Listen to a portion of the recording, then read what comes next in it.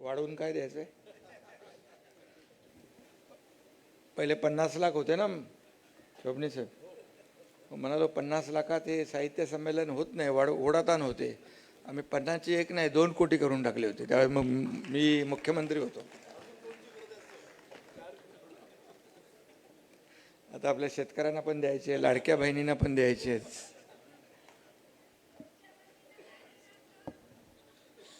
सगळ्यांना देणार. हा ते तो विचार चालू आहे आमचा. बिलकुल. लाडक्या बहिणींमुळे तर सरकार आलेलं आहे, त्यामुळे बिलकुल सगळ्यांना देणार, काळजी करू नका. आणि म्हणून आज तुम्ही मला नंतर भेटा.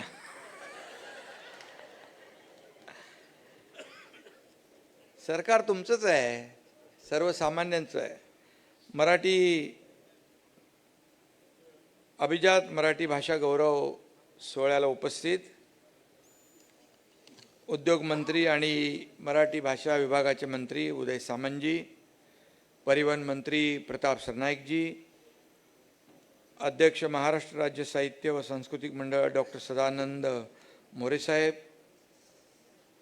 त्याचबरोबर पद्मश्री अच्युत पालवसाहेब,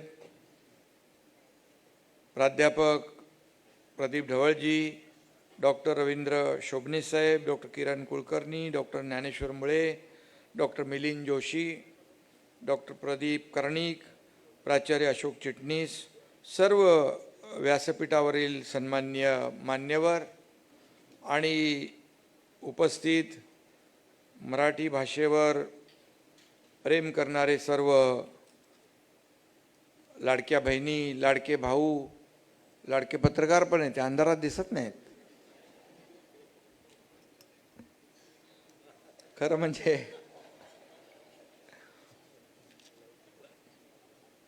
अमृताहून गोड असलेल्या आपल्या माय मराठी भाषेला गेल्या वर्षी 3 ऑक्टोबर रोजी अभिजात भाषेचा दर्जा मिळाला.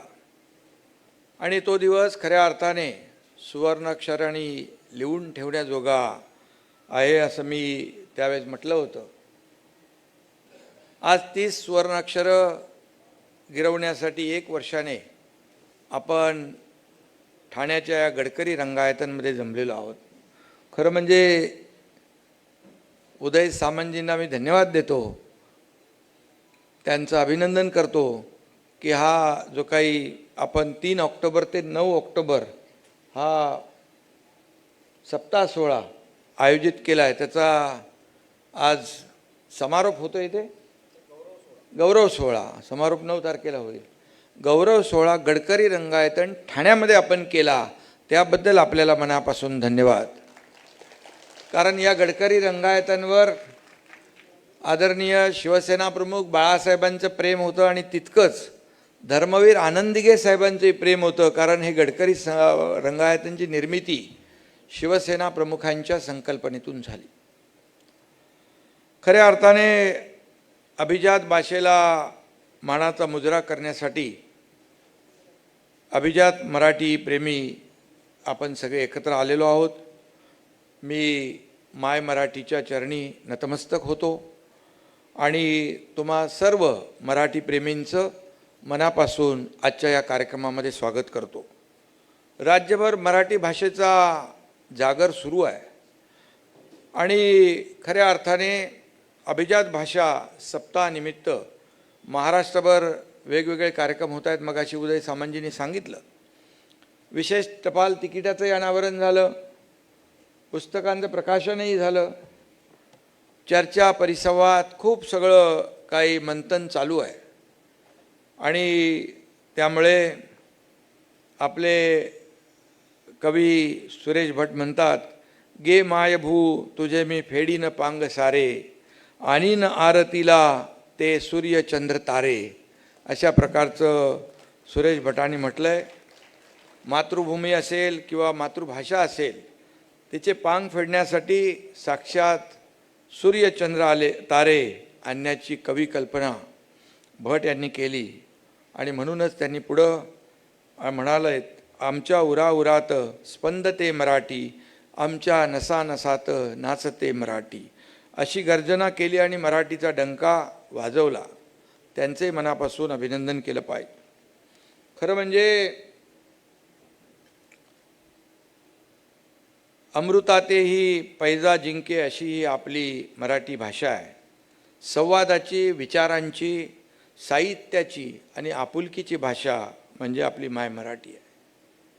आणि म्हणून ही माझ्या आईची भाषा आहे, छत्रपती शिवरायांची भाषा आहे, छत्रपती संभाजीराजांची भाषा आहे, संभाजीराजांची भाषा आहे, संत तुकोबांची आहे, संत ज्ञानेश्वरांची भाषा आहे. 2-2.5 वर्षा, खऱ्या अर्थाने 2-2.5 हजार वर्षांची ही भाषा आपली स्वयंभू भाषा आहे. आणि म्हणूनच आपली मराठी भाषा अभिजात होती, आहे आणि कायम राहील असा विश्वास आपल्या सगळ्यांच्या मनामध्ये आहे. खरं म्हणजे गेल्या वर्षी घटस्थापनेच्या दिवशी आदरणीय प्रधानमंत्री नरेंद्र मोदीजींच्या केंद्र सरकारने मराठी भाषेला अभिजात भाषेचा दर्जा दिला. खरं म्हणजे तो क्षण आपल्या सगळ्यांसाठी, तो दिवस आपल्या सगळ्यांसाठी मोलाचा होता. कारण तो दिवस आपण विसरूच शकत नाही. तमाम मराठी जनांची जी मागणी मोदीजींकडे केली होती ती प्रधानमंत्री मोदीजींनी मान्य केली आणि त्यांचे आभार आपण प्रत्येक वेळी मानतो. खरोखर मराठी भाषेला अभिजात भाषाचा दर्जा मिळाला पाहिजे ही गेल्या अनेक वर्षांपासून हा प्रयत्न प्रत्येकजण करत होता. आणि त्यावेळेस मी मुख्यमंत्री होतो. देवेंद्रजी, अजितदादा, आमची सगळी टीम अभिजात दर्जासाठी प्रयत्न करत होती. आणि मला वाटतं तेव्हा मराठी भाषा मंत्री तुम्ही नव्हते, दीपक केसरकर होते. तुमचं उद्योग खातं दिल्यानंतर तुम्ही चांगला उद्योग केला म्हणून तुम्हाला मराठी भाषा पण दिली. म्हणजे उद्योग आणले आपल्या महाराष्ट्रामध्ये. आणि म्हणून म्हणजे खऱ्या अर्थाने आपण जर पाहिलं तर आज परदेशी गुंतवणूक जी येते आहे महाराष्ट्रामध्ये मोठ्या प्रमाणावर येते. आणि म्हणून मी या ठिकाणी आपल्याला धन्यवाद देईनच. पण आपल्या सरकारच्या काळात अनेक अवघड विषय मार्गी लागले. खरं म्हणजे हा योगायोग नाही, पण आपल्या मराठी माणसांच्या आशीर्वादामुळे हे सर्व शक्य झालं. आणि मी हेही सांगेन की मुद्दामून आठवण करेन, हिंदू हृदय सम्राट बाळासाहेब ठाकरे यांनी देखील शिवसेनेची स्थापना जी केली ती देखील मराठी माणसांच्या न्याय हक्कासाठी, मराठी माणसाला न्याय मिळवून देण्यासाठी, मराठी माणसाला ताठ मानेनं उभं करण्यासाठी. आणि म्हणूनच आज मी बाळासाहेबांचा नेहमी म्हणतो, मी कार्यकर्ता त्यांचे विचार पुढे घेऊन जातो आहे. आणि म्हणूनच मराठी भाषेला अभिजात भाषेचा दर्जा माझ्या मुख्यमंत्री काळात आम्ही तो प्रस्ताव पाठवला. आणि म्हणून मी स्वतःला मगाशी म्हटलं की मी भाग्यवान समजतो. खऱ्या अर्थाने जे यश मिळालं हे अनेक लोकांनी केलेल्या प्रयत्नांमध्ये. प्राध्यापक रंगनाथ पठारे, ज्ञानेश्वर मुळे यांच्या समितीने मोठं काम केलं. व्यासपीठावर सदानंद मोरे सर आहेत, या ठिकाणी डॉक्टर रवींद्र शोभने सर आहेत. या सगळ्यांचंच मोठं योगदान, व्यासपीठावर जे सगळे बसलेले आहेत त्यांचं मोठं योगदान या मराठी भाषेला अभिजात भाषेचा दर्जा मिळवण्यासाठी झालं होतं. आणि या सोहळ्यात ज्ञानेश्वर मुळे सर आहेत, डॉक्टर मिलिंद जोशी आहेत, प्रदीप कर्णिक आहेत, प्राचार्य अशोक चिटणीस सर आहेत. मगाशी चिटणीस सर मला म्हणाले सत्कार स्वीकारताना, मला आज धर्मवीर आनंद दिघे साहेबांची आठवण येते आहे. आणि खऱ्या अर्थाने दिघे साहेबांचे आणि सरांचे खूप चांगले संबंध होते, जिव्हाळ्याचे आपण पाहिले आहे. सुलेखनकार पद्मश्री पुरस्कार प्राप्त झाला ते अच्युत पालव यांचा देखील आपण सत्कार केला. नव्या मुंबईत देखील आम्ही त्यांचा सत्कार करण्याचा योग आला होता. या सर्वांच्याच प्रयत्नाने माय मराठीला अभिजात भाषेचा दर्जा प्राप्त झाला आहे. हे श्रेय सर्वांचं आहे आणि म्हणून हे श्रेय मराठी माणसाचं देखील आहे. आणि म्हणूनच मराठीचा मुद्दा काही लोक, मी काही राजकीय बोलू इच्छित नाही, परंतु काही लोक मतांसाठी देखील त्याचा उपयोग करतात. आमच्यासाठी तो सन्मानाचा विषय आहे. ते खरं म्हणजे आज मी काही राजकीय बोलू इच्छित नाही, परंतु काही लोक निवडणुका आल्या की मराठी माणसं आठवतात, मराठी भाषा आठवते. परंतु मी आपल्याला सांगेन की आमच्यासाठी तो राजकीय विषय होऊ शकत नाही. आमच्यासाठी तो मराठीचा सन्मानाचा विषय आहे. आणि म्हणूनच आपल्यासाठी म हा मांगल्याचा आहे, आपल्यासाठी म हा मायेचा आहे, आपला म हा मराठीच्या महान परंपरेचा आहे, आपला म हा मनोहर आहे, मौल्यवानही आहे आणि मजबूतही आहे. त्यामुळे मराठी ही मजबूतीने पुढे गेली पाहिजे. 3 ऑक्टोबर हा दिवस मराठी अभिजात भाषा गौरव दिन म्हणून साजरा करण्याचा निर्णय देखील आपल्या राज्य मंत्रिमंडळाने घेतला. आणि म्हणून मराठी भाषेला अभिजात भाषेचा दर्जा मिळाला ही आपल्या सर्वांसाठी आनंदाची आणि तेवढीच जबाबदारीची देखील आहे. आणि म्हणून आपण प्रत्येकाने जबाबदारीचं आपलं भान ठेवलं पाहिजे. आणि म्हणून मराठीच्या प्रचार आणि प्रसारासाठी निधी कमी पडणार नाही. बाकी ठिकाणी आपल्याला कात्री लावायला लागली तरी चालेल, परंतु या ठिकाणी आपल्याला कुठेही काही कमी पडू देता कामा नये हे, आणि कमी पडणार नाही असा विश्वास या ठिकाणी मी आपल्याला देतो. आणि आपण राज्यातील शाळांमध्ये 12वीपर्यंत मराठी विषय सक्तीचा केला. तांत्रिक व्यावसायिक शिक्षण मराठीत देण्याचा निर्णय घेतला. अखिल भारतीय मराठी साहित्य संमेलनाचं मगाशी मी सांगितलं त्यानुसार वाटलं, पुन्हा सांगत नाही, त्याचा आणखी मागणी वाढेल. मगाशी शोभने सर म्हणत होते, गेल्या वर्षी हे संमेलन दिल्लीत झालं. देशाच्या राजधानीत मराठी भाषेचा जल्लोष झाला. आणि यंदा कुठं होतं आहे? म्हणजे माझ्या जन्मगावी साताऱ्यात होतं आहे. त्यामुळे देखील मी आपल्याला शब्द देतो आहे की काही कमी पडणार नाही. आणि कमी पडलं तर मराठी भाषा मंत्र्यांच्या सोबत उद्योग खातंही आहे. मराठी विश्व साहित्य संमेलन आपण 3 वर्षापासून साजरं करतोय. ते मला वाटतं आपल्या दीपक केसरकरांनी सुरू केलं. म्हणजे विश्वभरातले मराठी लोक, मराठी माणसं आपल्या महाराष्ट्रात, मुंबईत आले पाहिजे अशा प्रकारची संकल्पना मांडली आणि ते देखील अतिशय यशस्वी झालं. आणि म्हणून मुंबईमध्ये आपण मराठी भाषा भवन उभं करतोय. जय जय महाराष्ट्र माझा हे गीत राज्यगीत म्हणून आपण घोषित केलं आणि याचा देखील आपल्याला सार्थ अभिमान आहे. राज्यामध्ये 6 ठिकाणी पुस्तकांचं गाव ही संकल्पना देखील प्रत्यक्षात येते आहे आणि कवितांचं गाव ही संकल्पनाही आता साकार होती आहे. त्यामुळे मराठीतील सर्व बोलीभाषांचं जतन, संवर्धनाचा समावेश असलेले अद्ययावत मराठी भाषा धोरण जाहीर केलं.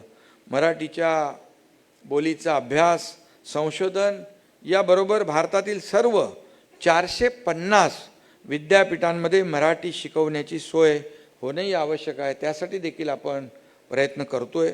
याचाच एक प्रयत्नाचा भाग म्हणून दिल्लीतल्या आपण JNUच्या आपण 10 कोटी रुपये दिले होते ना त्यावेळी. त्यामध्ये कुसुमाग्रज मराठी अध्यासन केंद्र आणि छत्रपती शिवाजी महाराज सामरिक व संरक्षण विशेष अध्यासन केंद्र देखील आपण सुरू केलं आणि याचाही देखील आपल्याला सार्थ अभिमान आहे. आणि म्हणून मराठी भाषेमध्ये अनेक ग्रंथ उपलब्ध आहेत. खरं म्हणजे हे ज्ञानाचं भांडार आहे आणि ते अनुदान प्राप्त ग्रंथालयात उपलब्ध व्हावे म्हणून प्रयत्न केला जातोय. खरं म्हणजे हे केवळ उपलब्ध होऊन चालणार नाही, तर वाचकांनी वाचावं यासाठी देखील प्रयत्न होण्याची गरज आहे. आणि म्हणून आपण वाचनाने बुद्धीची भूक शमवली जाते आणि व्यक्ती सकारात्मकतेकडे विचार करण्याची प्रवृत्ती वाढते. आणि म्हणूनच खऱ्या अर्थाने वाचनाने सशक्त झालेलं मस्तक कुणाचंही कधीही हस्तक होऊ शकत नाही हे देखील या ठिकाणी मी सांगू इच्छितो. आणि असं मस्तक कुणापुढेही नतमस्तकही होत नाही. आणि म्हणून मराठी माणूस हा वृत्तीने ताठ आहे, परंतु अतिशय विनयशील आहे, शालीनता आहे, नम्रताही आहे. आणि म्हणून वाचनातून ही वृत्ती अधिक वाढीस लागते. मराठी भाषेला अभिजात दर्जा मिळाल्याने मराठी भाषेच्या विकासासाठी आणखी ऊर्जा आणि प्रेरणा प्रत्येकाला मिळत राहील आणि म्हणूनच मराठीसोबत अन्य भाषांनाही अभिजात दर्जा प्राप्त झाला आहे. त्यांच्याकडे भाषेचा विकास कसा होतोय याचा अभ्यास आपण केला पाहिजे आणि ते देखील आपल्याला आत्मसात केलं पाहिजे आणि त्या भाषांशी माय मराठीचं जे नातं आहे ते कसं जोडता येईल ते आपण जोडलं पाहिजे, त्यासाठी प्रयत्न केला पाहिजे. आणि म्हणून मराठी साहित्य परिषद, अखिल भारतीय मराठी साहित्य संमेलन हे मराठी भाषिकांचं, मराठीवर प्रेम करणाऱ्यांसाठी पर्वणीच ठरत आलेलं आहे आणि त्यामुळे या ठिकाणी मी सगळ्यांचंच मनापासून अभिनंदन करेन. मराठी भाषा आता आपली 7 समुद्रापलीकडे गेली. आपण आता लंडनला मराठी भवन बांधतोय, त्यासाठी देखील मला वाटतं 5 कोटी रुपये आपण महाराष्ट्र शासनाच्या वतीने दिलेत. मग त्यामुळे मराठीचा झेंडा अटकेपार 7 समुद्रापलीकडे पोहोचला आहे याचा सार्थ अभिमान आपल्या सगळ्यांना आहे आणि म्हणून आपण जास्तीत जास्त मराठीचा वापर केला पाहिजे. दररोज मराठी बोललं पाहिजे. मराठी भाषा जगभर बोलली गेली पाहिजे. आपलं जिथं जिथं मराठी माणसं आहेत जगभरात आहेत. मला आठवतं आहे की गणपती उत्सव असेल, शिवजयंती आहे, अगदी अनेक देशांमध्ये साजरी होते. मग ते आपल्याला संभाषण देखील फोनवर, व्हिडिओ कॉलवर करतात. याचा देखील सार म्हणजे तिथं राहून पण आपली मराठी भाषा जतन करण्याचं, समृद्ध करण्याचं, वाढवण्याचं काम तिथले देखील आपल्याला मराठी भाषिक करतायत. त्यामध्ये खूप मोठ्या प्रमाणावर युवकांची टीम आहे आणि हे देखील आपल्यासाठी अभिमानास्पद बात आहे. आणि म्हणून सरकार दरबारी आम्ही मराठी सक्तीची केलीच आहे, शाळेतही मराठी सक्तीची आहे. पण खरं म्हणजे सक्तीपेक्षा भक्तीची भावना ही सगळ्यात मोठी असते आणि म्हणून ती आपण जोपासली पाहिजे. आपल्या संतांनी भक्ती संप्रदाय आणि तर वीरांनी शक्ती संप्रदाय सुरू केला आहे. खऱ्या अर्थाने भक्ती शक्तीच्या या संगमातून मराठीचा पुण्यशील प्रवास सुरू झालेला आहे आणि खऱ्या अर्थाने मराठीची आपण सगळीच एकत्र भक्ती करू. तो दिवस खऱ्या अर्थाने मराठीसाठी सोन्याचं ठरेल अशा प्रकारची भावना मी व्यक्त करतो. भाषा म्हणजे केवळ साहित्य नाही, भाषा म्हणजे संस्कृती असते आणि म्हणूनच जे काही म्हणून मराठी आहे ते सर्वच भाषेच्या आवाक्यात येत असतं. त्यात मराठी चित्रपट, नाटक, यूट्यूबवरील मराठी कार्यक्रम, फेसबुक, व्हॉट्सअप सगळंच येतं. आणि म्हणून मगाशी काय केलं ते अभिजात कुठं केदारने ते देखील एक सुरू केलं आहे नवीन OTT ॲप जो आहे तो नव्याने सुरू केला आहे. मला वाटतं मराठी भाषेचं स्वतःचं हा एकमेव ॲप आहे. तुझं मनापासून अभिनंदन करतो. ढवळ सरांनी देखील मगाशी गुरुकुलचं आपल्या मुलांनी मराठी भाषेबद्दल जे काय प्रेम दाखवलं त्या सर्व विद्यार्थ्यांना मनापासून त्यांचंही अभिनंदन केलं पाहिजे. आणि म्हणूनच सगळीकडे मराठी भाषा जी आहे ते आपण वाढवली पाहिजे, जोपासली पाहिजे आणि वृद्धिंगत केली पाहिजे. आणि म्हणूनच खऱ्या अर्थाने मगाशी मला इथं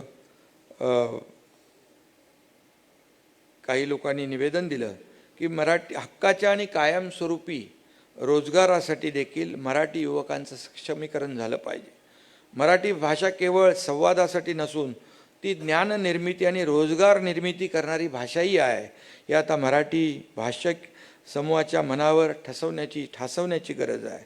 त्यासाठी मराठीतील विविध संधींची माहिती त्यांच्यापर्यंत पोहोचायला पाहिजे.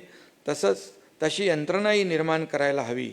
म्हणजे मराठी भाषेचं सक्षमीकरण करताना तिला जगण्यासाठी अत्यावश्यक असलेल्या आर्थिक जे काही जोडणी आहे ती देखील जोडली पाहिजे. हा देखील एक उपक्रमाचा एक भाग म्हणून नगरविकास, उद्योग आणि मराठी भाषा विभाग या 3 विभागांनी एकत्रितपणे आणि एकत्र येऊन हा काम करण्याचा निर्णय घेतला पाहिजे. आणि खऱ्या अर्थाने ग्रामीण आणि निमग्रामीण क्षेत्रातील 395 नगर परिषदा आणि तब्बल 29 महापालिकांमध्ये मराठी भाषिक युवकांसाठी क्षमता वृद्धी केंद्र सुरू झालं पाहिजे. मगाशी आपण ती भावना व्यक्त केली. सेंटर ऑफ एक्सलन्स, म्हणजे आज इंग्रजी बोलू इच्छित नाही, मराठीच. आणि म्हणून या ठिकाणी ते एक प्रकारचं एक शिक्षण केंद्र होईल. आणि त्याचबरोबर केंद्र सरकार देखील त्यामध्ये आपल्याला मदत करेल. केंद्र आणि राज्य सरकार मिळून आपण या मराठी भाषेला अधिक मजबूत करू. आणि म्हणूनच महाराष्ट्रातील प्रत्येक जिल्ह्यामध्ये अशा प्रकारचं शिक्षण केंद्र, मगाशी मी उदय सामंतजींना सांगत होतो, उभारण्यात आलं पाहिजे. आणि त्याचं मॉडेल स्वरूपातील पहिलं केंद्र ठाण्यामध्ये सुरू कराल काय?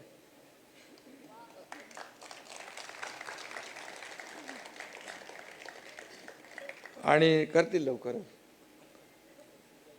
हां, सुरुवात आपण करूया. आज तुम्ही इथे कार्यक्रम घेतला आहे म्हणून, नाही तर लोक म्हणतील एकनाथ शिंदे ठाण्याचा आहे म्हणून ठाण्यामध्ये सुरू करतो.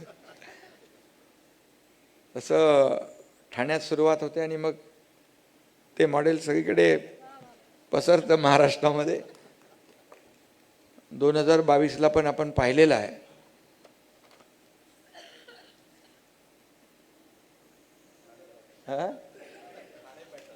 ठाणे पॅटर्न.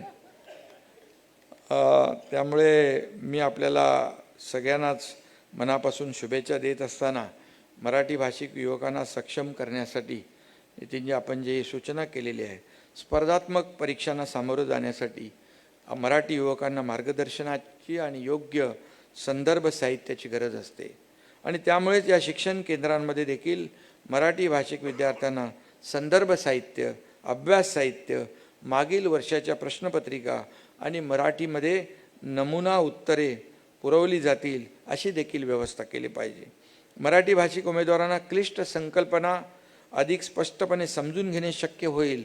आणि UPSC, केंद्रीय उपक्रम, बँका, सशस्त्र सेना इत्यादी सेवांसाठी आयोजित केलेल्या स्पर्धा परीक्षांमधील त्यांची कामगिरी लक्षणीयरित्या वाढू शकेल. त्यामुळे देखील नोकऱ्यांमध्ये मराठी भाषिकांचं प्रतिनिधित्व वाढीस लागेल. त्यामुळे मी आपल्याला शुभेच्छा देतो. आपण जे काही इथं सूचना केलेली आहे आणि याचं अंमलबजावणी नक्की होईल. इथं ढवळ सरांनी काय दिलं आहे? हा, ST डेपोमध्ये देखील 75 वाचनालय आपण मराठी पुस्तकं, मराठी साहित्य सगळं त्या डेपोमध्ये उपलब्ध होईल. आणि प्रताप सरनाईक यांनी त्याची अंमलबजावणी सुरू केलेली आहे. आपण 75 कधी ते अनाऊन्स केलं? प्रधानमंत्री नरेंद्र मोदीजींच्या वाढदिवसानिमित्त अनेक योजना आपण केल्या आणि त्या योजनांमधली ही देखील एक योजना आहे. आणि मला खासदार डॉक्टर श्रीकांत शिंदे यांची सूचना आहे, म्हणजे माझी नाही, त्याची आहे. मी काय कोणाचं क्रेडिट घेत नाही, ज्याचं त्याला देतो. आणि त्यामुळे मनापासून मी आपल्या सगळ्यांना आज शुभेच्छा देत असताना आनंदही मनामध्ये आहे. आणि ढवळ सरांनी मगाशी मला सांगितलं की सुहास रानडे IIT मधून निवृत्त झाले, ठाण्यातले आहेत. ते कुठे गेले? कुठे आहे? अच्छा, बसा बसा. आपला खरं म्हणजे अभिनंदन करतो मी की मराठी समानार्थी शब्दकोश ते लिहित आहेत आणि एक तयार झालेला आहे. 39 असे शब्दकोश, एन्सायक्लोपीडिया तयार करतायत. आणि म्हणून महाराष्ट्र शासन मराठी भाषा विभागाने याची जबाबदारी घ्यावी. आणि ते पण आपल्या ढवळ सरांची सूचना आहे आणि ते ठाणेकर आहेत आणि त्यामुळे ठाणेकरांचा सार्थ अभिमान आम्हाला आहे आणि याची देखील अंमलबजावणी आपण करावी. मी पुन्हा एकदा मनापासून सगळ्यांना खूप खूप शुभेच्छा देतो.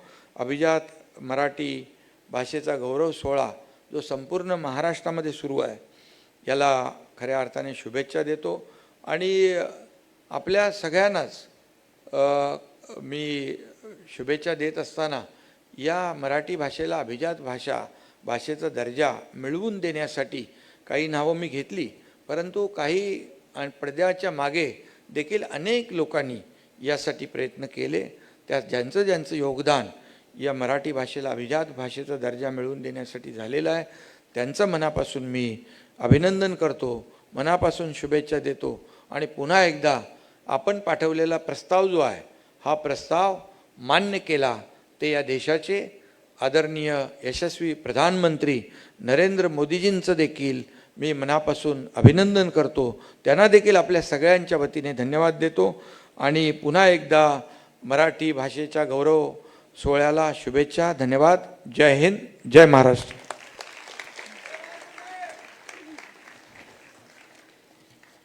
बोलण्यातली सहजता, कार्यातली सजगता, एक उत्तुंग नेतृत्व, तितकंच उदंड कर्तृत्व